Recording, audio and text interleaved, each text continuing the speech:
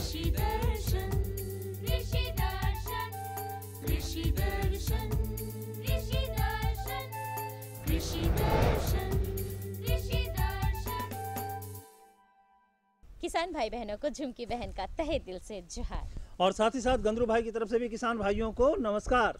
कृषि दर्शन कार्यक्रम में आप सभी किसान भाई बहनों का स्वागत है। तो चलिए आपको लिए चलते हैं कृषि समाचार की ओर। नमस्कार, कृषि समाचार में आपका स्वागत है। मैं हूं आपके साथ गौतम। आइए देखते हैं आज कृषि समाचार में क्या है खास। सरकार द्वारा बिरसा चेक डैम का निर्माण, इस मौसम में सूकरों के खान पान पर दे विशेष ध्यान, और सफल किसान सुभाष महतो से एक मुलाकात।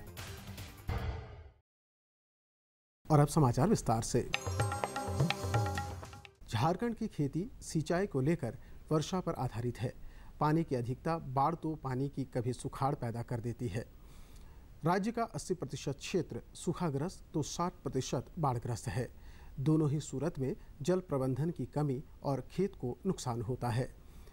सरकार की ओर से सिंचाई की सुविधा उपलब्ध कराने के लिए बिरसा पक्का चेक डैम का निर्माण कराया जा रहा है, जबकि बाढ़ से निपटने के लिए कई निदानात्मक योजनाएं बनाई जा रही हैं। आइए जानते हैं सूक्ष्म पोषक तत्व नेत्रजन के कार्य और इसकी कमी से दिखने वाले लक्षण के बारे में। नेत्रजन पौधों की वानस्पतिक वृद्धि में योगदान देता है। यह पत्तियों को हरा रंग प्रदान करता है और धान्य फसलों के दानों में प्रोटीन की मात्रा बढ़ाता है।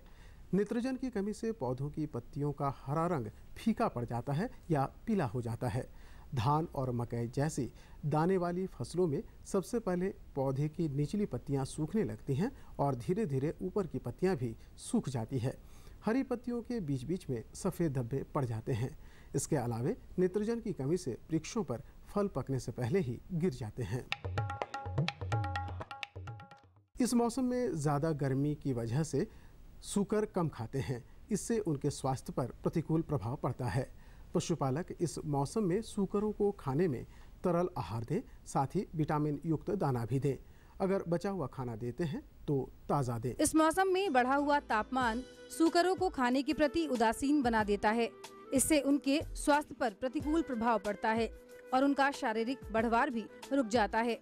अभी सूकरों के लिए क्या आहार व्यवस्था हो, इस बारे में पशु विशेषज्ञ बताते हैं। जैसे ही वातावरण में गर्मी का प्रकोप होता है, हमारे सूकर जो है, पशु जो है, वो खाना पीना कम कर देते हैं, जिससे उसके विपरीत प्रभाव पड़ता है। इससे बचाने के लिए आप जो है कि खाने जो देते हैं उसमें लिक्विड डाइट दें। खाना जो है उसमें एक्स्ट्रा विटामिन या मिनरल्स ऐड करें, जिससे जो पौष्टिकता है वो कमी ना हो। इसके अलावा जो भी सूकर पालक होटल वेस्टेज खिलाते हैं, जूठन सामग्री खिलाते हैं, वो स्वच्छ खाना दें, ताज़ा दें। कोशिश करें कि आज का होटल वेस्टेज आज ही खिला दें, उसको 1 या 2 दिन उसको जमा करके नहीं रखें। जिस जमा करने से उसमें टॉक्सिन्स डेवलप होते हैं और वैसे खाना खिलाने से सूकर जो है तुरंत बीमार पड़ जाते हैं और उसकी मृत्यु भी हो सकती है। तो इस तरह से आप इन सब बातों को ध्यान में रख करके इनसे गर्मी के मौसम में सूकरों में होने वाली हानि को कम कर सकते हैं।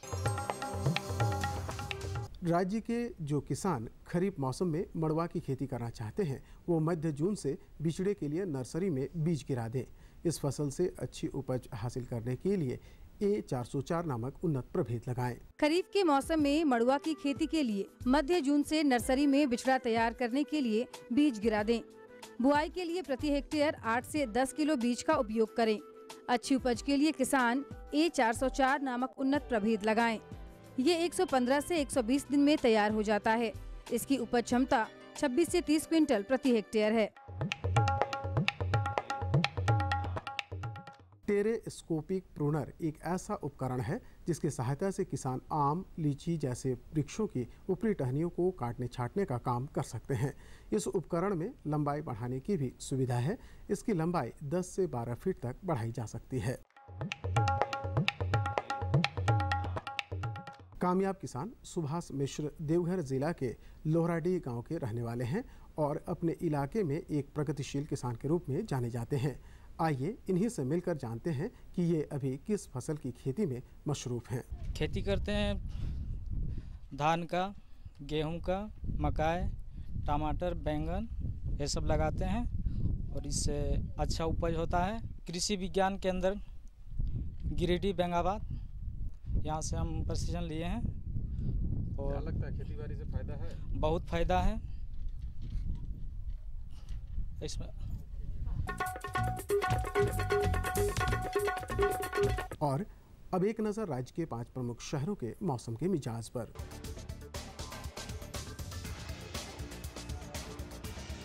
आज राज्य के 5 प्रमुख नगरों के अधिकतम और न्यूनतम तापमान कुछ इस प्रकार दर्ज किए गए। रांची का अधिकतम तापमान 36 डिग्री सेल्सियस और न्यूनतम 23 डिग्री सेल्सियस। जमशेदपुर का अधिकतम तापमान 41 डिग्री सेल्सियस और न्यूनतम 26 डिग्री सेल्सियस। मेदिनीनगर का अधिकतम तापमान 42 डिग्री सेल्सियस और न्यूनतम 26 डिग्री सेल्सियस। देवघर का अधिकतम तापमान 42 डिग्री सेल्सियस और न्यूनतम 28 डिग्री सेल्सियस। वहीं धनबाद का अधिकतम तापमान 42 डिग्री सेल्सियस और न्यूनतम 28 डिग्री सेल्सियस रहा।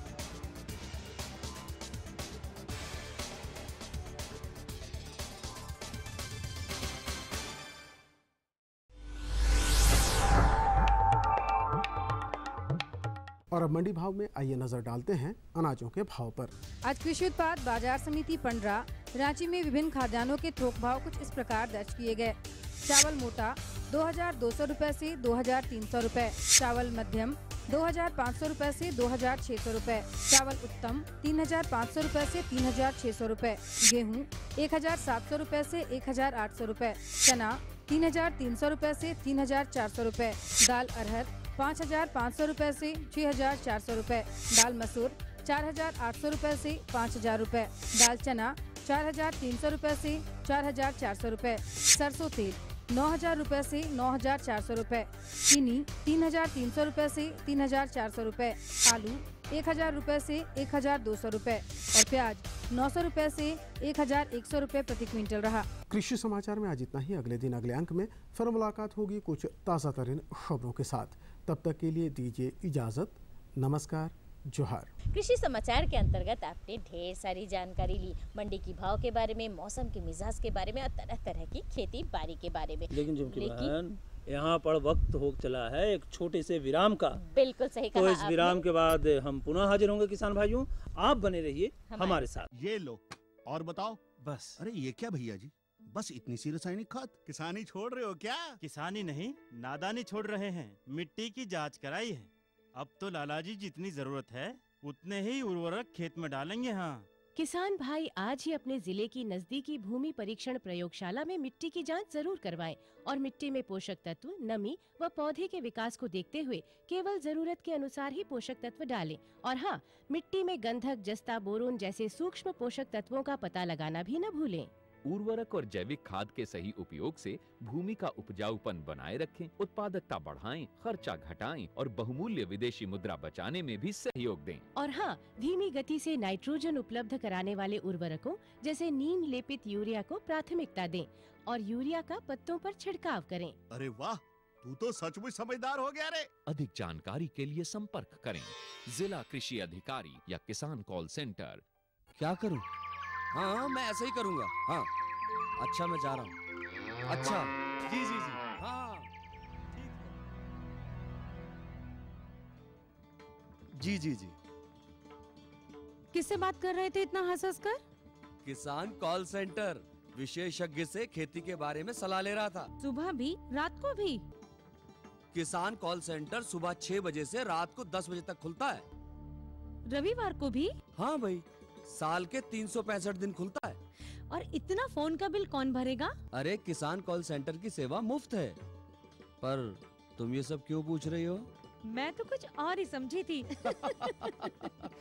किसान भाई, कृषि संबंधित समस्याओं का अपनी भाषा में तुरंत समाधान पाने के लिए पूरे भारत में किसी भी फोन से राष्ट्रीय हेल्पलाइन नंबर 1800-1801-551 पर संपर्क करें। किसानों का दोस्त, किसान कॉल सेंटर।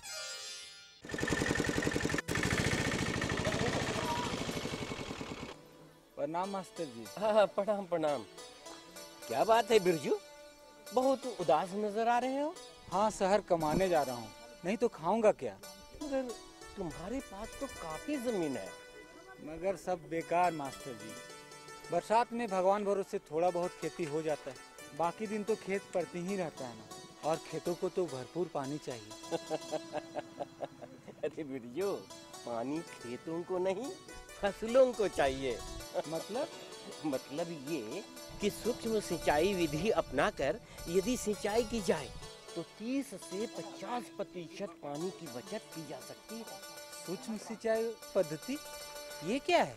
सूक्ष्म सिंचाई पद्धति यानी टपक विधि या स्प्रिंगवेल सिस्टम।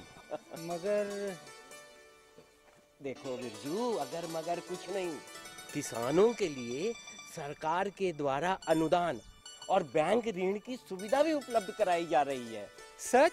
सच, 100% सच। और खुशियों की गारंटी।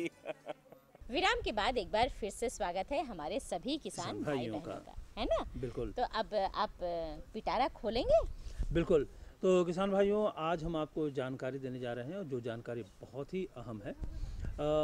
हम लोग सब्जियों की खेती करते हैं। बिल्कुल।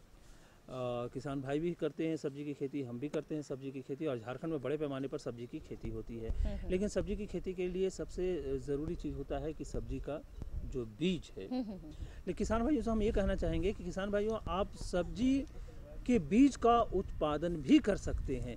अगर आप सब्जी बीज का उत्पादन करते हैं तो आप उन्नत जो किस्में होती हैं वो आपको अपने घर में प्राप्त होगा, आपको अपने खेतों से बीज प्राप्त होगा, और उस बीज का अगर आप उत्पादन करते हैं तो आपको काफ़ी फायदा भी हो सकता है। तो सब्जी बीज का उत्पादन हम कैसे करें, इसी विषय पर आज हम आपको जानकारी देने जा रहे हैं। और जानकारी दे रहे हैं हमारे विशेषज्ञ डॉक्टर मनोज कुमार जी। किसान भाइयों, कृषि दर्शन की टीम आज कृषि विज्ञान केंद्र बेंगाबाद गिरिडीह आई हुई है, जहां आज हम बात करेंगे सब्जी बीज की उन्नत खेती के बारे में। इस विषय पर जानकारी देने के लिए आज हमारे साथ है यहीं के वैज्ञानिक श्री मनोज कुमार जी। आज का विषय हमने चुना है सब्जी बीज का उत्पादन। तो इससे तात्पर्य क्या है और हमारे किसान भाई इसके उत्पादन कैसे करेंगे? किसान भाइयों, सब्जी जैसा कि हम जानते हैं कि सब्जी जिस तरह पोषक तत्व, जिस तरह सब्जी से हमको पोषक तत्व मिलता है शरीर में, उसी तरह एक आय का भी एक अच्छा स्रोत है। तो किसान भाइयों, सबसे पहले हम लोग ज़रूरी है कि हमारा बीज शुद्ध और अच्छा रहना चाहिए, तभी हमारा फसल अच्छा होगा और हमारा आमदनी अच्छा होगा। और दूसरा है कि जब हम लोग बीज खरीदने जाते हैं तो हम लोग आकार और बनावट से गुणवत्तापूर्ण होना चाहिए। जब हम लोग कोई भी बीज को देखते हैं तो देखने से लगना चाहिए कि ये बोल्ड और अच्छा बीज है, जिसको कि हम खेत में अगर लगावें तो हमारा फसल जो है अच्छा हो। तीसरी चीज़ों पर हम लोग ध्यान देते हैं कि हमारा रोग रहित किस्म का प्रयोग हम ज़्यादा से ज़्यादा करें। रोग रहित किस्म का प्रयोग करने से आपका किसान भाई मेहनत बेकार नहीं जाएगा, अगर आप अच्छे से बीज का चुनाव करते हैं तो। किसान भाइयों को बताएं कि सब्जी बीज का अधिक उपज लेने के लिए वो किस प्रकार अपनी खेतों का तैयारी करें या चयन पर ध्यान दें। किसान भाई, एक दो चीज़ हम लोग ये, जैसा कि बीज उत्पादन के बारे में हम बता रहे हैं, गाजर हुआ, मूली हुआ, उसका जो जड़ होता है उसमें से अच्छे जड़ को हम लोग छांट के तैयार करते हैं, और जो खराब जड़ रहता है, सड़ा हुआ रहता है, उसको हम लोग अलग कर देते हैं। इसी प्रक्रिया को हम लोग स्टकलिंग कहते हैं। तो स्टकलिंग के द्वारा भी हम लोग अच्छे बीज का उत्पादन कर सकते हैं। दूसरा किसान भाइयों, अगर एक विधि और है जो कि गुद्देदार फल है। गुद्देदार फल से भी हम किस तरह बीज नए तकनीक से हम उसका तैयार कर सकते हैं। जैसे टमाटर हुआ, बैगन हुआ, एक छोटा सा गड्ढा हम खोद लेते हैं, उसे प्लास्टर कर देते हैं, पक्का बना करके उसको काट के चाकू से हम लोग उस टमाटर को उसमें डाल देते हैं। डालने के बाद उसको हम लोग मिला देते हैं। मिलाने के बाद हम लोग देखते हैं, अगर जाड़ा का समय है, जब 25 से 30 डिग्री सेंटीग्रेड हमारा तापमान रहता है, तो वो हमेशा वो अंदर गड्ढे में वो गलते जाता है, और गर्मी में ये प्रक्रिया 24 घंटे में भी हमारा पूरा हो जाता है। उसके बाद जब वो जो वो गलता है, बीच बीच में हम लोग मिलाने का काम जारी रखते हैं। जब वो मिल जाता है तो बीज हम देखते हैं कि हमारा अलग हो जाता है और गुद्दा अलग हो जाता है। उसके बाद उस बीज को हम लोग धो करके हम लोग उसको सुखा करके उसको यूज में लाते हैं। मनोज जी, यहाँ तो आपने बताया कि बीज उत्पादन करते हैं, तो जब बीज हमने उत्पादन कर लिया तो इससे हम कैसे पहचानेंगे कि हमने जो बीज उत्पादन किया है ये उच्च क्वालिटी का है या उन्नत तकनीक का है? फर्स्ट टाइम हम ये देखते हैं कि हमारा जो बीज तैयार हुआ है वो गुणवत्तापूर्ण आकार का है कि नहीं। जैसे बीज अगर हम मार्केट में खरीदने जाते हैं तो देखते हैं बहुत सारा बीज में थोड़ा थोड़ा छेद है, कुछ सड़ा हुआ है, तो उससे हम लोग जानते हैं कि ये बीज जो है हमारा ठीक नहीं है। उसको हम लोग बीज को चाहे तो उपचारित करके हम लोग लगाते हैं। बीज उपचारित करने के लिए हम लोग बेवेस्टिन की दवा यूज करते हैं, कैप्टन की दवा नामक दवा यूज करते हैं। बेवेस्टिन अगर हम लोग 2 ग्राम पर केजी बीज के हिसाब से मिला करके हम लोग खेत में डालते हैं तो वो जो भी रोग होगा वो शुरू में ही वो खत्म हो जाएगा और रोग रहित किस्म का हमारा बीज तैयार होगा। जी, ये तो बातें आपने बता दी बीज उत्पादन की। अब बात आती है इसके रख रखाव की। किसान भाइयों, बीज का रख रखाव के लिए हमें सबसे पहले तो सबसे पहले हम लोग बीज जब निकालते हैं पकने के बाद एक चीज़ ध्यान रखना चाहिए कि जब हम लोग कटाई करते हैं तो पूरा पकने के बाद ही हम बीज को निकाल। तो देखा किसान भाई, मनोज जी ने कितनी अच्छी जानकारी दी सब्जी बीज उत्पादन के बारे में एवं उसके रख रखाव के बारे में। मनोज जी, आप हमारे इस कार्यक्रम में आए इसके लिए आपका बहुत बहुत धन्यवाद। धन्यवाद। तो झुमकी बहन, काफी अच्छी जानकारी थी। बिल्कुल सही कहा, हम लोग जानकारी अच्छी देते ही हैं। लेकिन एक जानकारी हम अपने किसान भाइयों को और देना चाहते हैं और वो भी संदेश के माध्यम से। आइए देखते हैं संदेश। जी।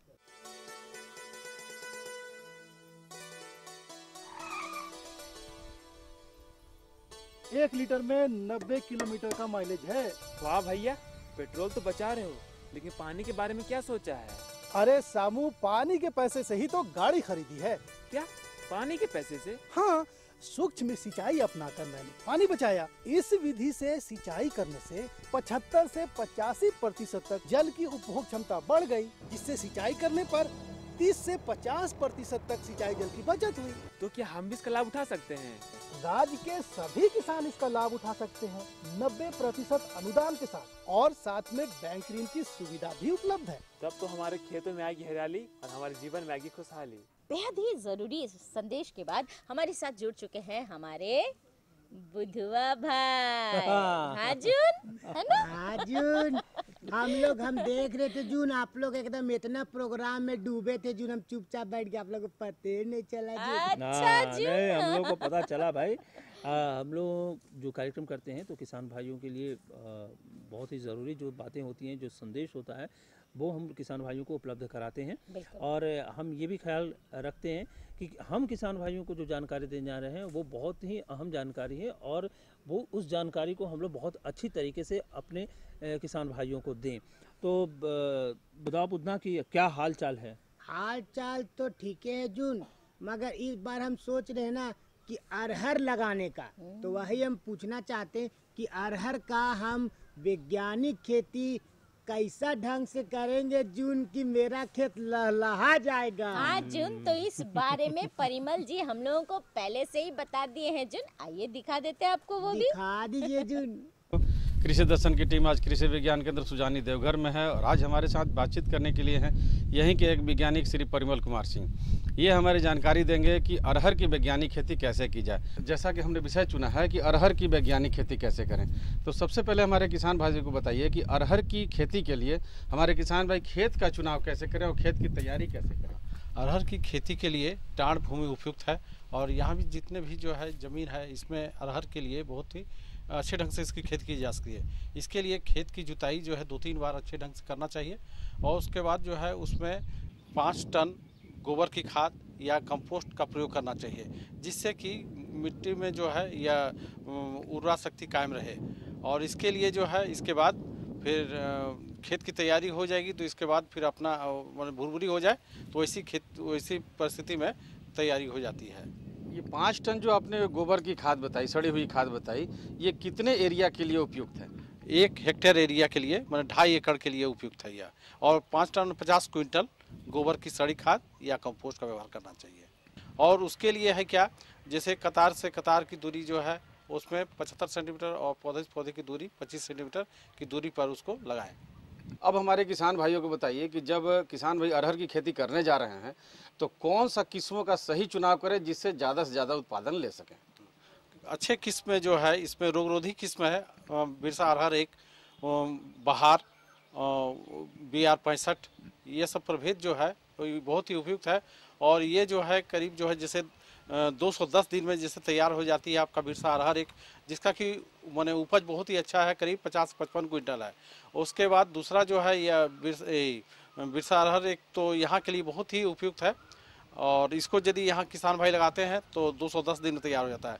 दूसरा है बहार जो कि 270 दिन में तैयार होता है और इसका उपज जो है करीब जो है आपका जो है करीब इसमें 25 क्विंटल प्रति हेक्टेयर के हिसाब से उपज प्राप्त होता है। और अब जब हमारे किसान भाई अरहर की रुपाई करें, मतलब खेती के लिए जब बीज गिराएं, तो उस वक्त किन किन उर्वरकों का प्रयोग करें और कौन कौन से खादों का प्रयोग करें? इसमें जो है जहाँ तक खाद का उपयोग जो है जैसे उसमें DAP का प्रयोग करना चाहिए। DAP जो है 1 हेक्टेयर के लिए 1 क्विंटल प्रति हेक्टेयर के दर से प्रयोग करना चाहिए और यूरिया जो है करीब 40 किलो प्रति हेक्टेयर के हिसाब से उसको प्रयोग करना चाहिए। और उसमें जो है खेत की जुताई के समय यह देखना चाहिए जो है उसमें समान ढंग से वो मिल जाए और उसके बाद उसको बुआई करना चाहिए। अब ये जब हमारे किसान भाई जब खेत में बीज लगाएं तो बीजोपचार कितना लाभदायक है इसके लिए? बीजोपचार तो बहुत ही लाभदायक है। इसके लिए है क्या, खेत में जिस समय बीज की बुआई करने जा रहे हैं उसके पहले है क्या 1 लीटर पानी में 2 ग्राम बेबिस्टिन डाल देना चाहिए, उसको मिला देना चाहिए पानी में। इसके बाद जो है 1 किलो बीज जो है उसमें डाल करके और उसको करीब आधे घंटे उसको पेड़ की छाया में रख देना चाहिए और पेड़ की छाया में रखने के बाद उसको करीब आधे घंटे के बाद उस बीज को बुआई कर देना चाहिए। और ये बीजोपचार नहीं करने से जो है उसमें तरह तरह की बीमारियां लगती है और उसमें जैसे जो है आपका ये उकठा वगैरह या जो तरह तरह की बीमारियां हैं वो बीजोपचार कर लेने से है क्या उसमें 75% बीमारी वही कंट्रोल हो जाता है। बाद बाकी जो है 25% बीमारी जो है वह 3 प्रकार से आता है। एक तो मिट्टी के द्वारा जिसको कि हम दीमक का दूर करने के लिए उसको हम लिंडन डस्ट का प्रयोग की 1 हेक्टेयर के लिए 25 किलो प्रति हेक्टेयर के हिसाब से। दूसरा जैसे हवा के द्वारा आता है तो उसमें जैसे हुआ थोड़ा बहुत जैसे दिखाई देता है तो उसको हम लोग बीजोपचार के द्वारा ये सब हम लोग कंट्रोल हो जाता है। अरहर में ऐसा सुना गया है कि राइजोबियम कल्चर लाभदायक है, तो राइजोबियम कल्चर अरहर में किस तरीके से प्रयोग होता है? राइजोबियम कल्चर के लिए उसमें है क्या, ये करीब जो है 1 लीटर पानी ले लेते हैं और उसमें जो है करीब जो है राइजोबियम का जो कल्चर है उसको करीब 1 पैकेट को डाल करके करीब उसको आधा घंटा तक गर्म करते हैं। गर्म करने के बाद उसको फिर ठंडाते हैं और ठंडाने के बाद उसमें फिर करीब 1 पैकेट राइजोबियम कल्चर डाल देते हैं और डालने के बाद उसमें करीब जो है ½ एकड़ बीज की मात्रा करीब 4 किलो डालकर उसको छोड़ देते हैं करीब आधा घंटा छोड़ने के बाद उसको फिर बुआई करते हैं तो इससे करीब जो 25% उत्पादन बढ़ जाता है। इससे ऐसी परिस्थिति में जो राइजोबियम कल्चर का यदि व्यवहार किया जाता है तो उस उत्पादन में ज़्यादा लाभदायक। इसके अलावा राइजोबियम कल्चर से और क्या लाभ होता है? राइजोबियम कल्चर से जो है उसमें जितने भी दलहनी फसल है उसका जो है उसमें नाइट्रोजन फिक्स करने की वो उत्पादन ज़्यादा होता है और मिट्टी हल्की होती है और ये दलहनी फसल जितनी है इसकी जड़ जो है उथली होने के चलते वह नाइट्रोजन फिक्स करता है वह। और इसमें राइजोबियम कल्चर देने के बाद जो है वो उसका जो कोट होता है उसमें बीज में वो कोट होने के बाद जो बीज हुआ जो खेत में जाने के बाद उससे उस उत्पादन पर बहुत ही लाभदायक लाभ होता है, करीब 25% उत्पादन बढ़ जाता है। ऐसी परिस्थिति में यदि हमारे किसान भाई राइजोबियम कल्चर का प्रयोग करते हैं तो बहुत ही ज़्यादा लाभ उनको मिले। तो देखा किसान भाइयों, परिमल जी ने कितनी अच्छी जानकारी दी अरहर की वैज्ञानिक खेती के बारे में। परिमल जी आप हमारे कार्यक्रम में आए इसके लिए आपका बहुत बहुत धन्यवाद। ठीक, धन्यवाद। और किसान भाइयों इसके साथ लेते हैं विदा, जोहार। हाँ, बहुत अच्छी जानकारी थी झुमकी बहन। और तब बताओ बुधना कैसी लगी जानकारी? बहुत अच्छा जून लगा। अब तो हमको लगता है जो हम सोचे थे उससे दुगना फल देगा हमको इस बार। अच्छा बुधना एक बात बताओ, हमारे साथ रेलगाड़ी में जाना है? हाँ जाना है ना? तो तैयार हो जाइए IMD पुणे जाने के लिए। तो चलते हैं। भारतीय मौसम विभाग पुणे से प्राप्त आज का मौसम पूर्वानुमान इस प्रकार है। आकाश में हल्के बादल रह सकते हैं। हवा दक्षिण दिशा से पश्चिम की ओर 7 किलोमीटर प्रति घंटा की गति से चलेगी। आज का अधिकतम तापमान 39 डिग्री सेल्सियस और न्यूनतम 24 डिग्री सेल्सियस रहने की संभावना है। अब मौसम पूर्वानुमान पर आधारित कृषि सलाह। जो किसान अदरक और हल्दी की खेती करना चाहते हैं वो खेत की तैयारी के लिए बीज का प्रबंध भी कर लें। गर्मा धान की खेती कर रहे किसान अपने खेतों में जल जमाव बनाए रखने के लिए मेड़ को दुरुस्त रखें। पशुपालक अपने मवेशियों को धूप में न निकलने दें, खूब पानी पिलाएं और नियमित रूप से नहलाएं। चलिए, IMD पुणे से जो भी हमें जानकारी मिली झुमकी बहन, वो काफ़ी महत्वपूर्ण जानकारी थी। और बुधना, ये जो छोटी मोटी जानकारी मिलती है, उस जानकारी को भी बिल्कुल गांठ बांध करके रख लेना चाहिए और उस पर अमल करना चाहिए। बिल्कुल। और अब झुमकी बहन, हमें लगता है कि हमारे कार्यक्रम का समय समाप्त होने वाला है। बता दें? बिल्कुल, पता दें। जी हाँ, फटाफट कागज और कलम उठाइए और हमारा पता नोट कीजिए। हमारा पता है कार्यक्रम कृषि दर्शन, कृषि प्रकोष्ठ द्वारा केंद्रीय निदेशक, दूरदर्शन केंद्र, रातू रोड, रांची। पिन संख्या है 834-001। तो हमें रहेगा आपके खतों का बेसब्री से इंतजार। तो किसान भाइयों, इसी के साथ हम सबको दीजिए अनुमति। नमस्कार।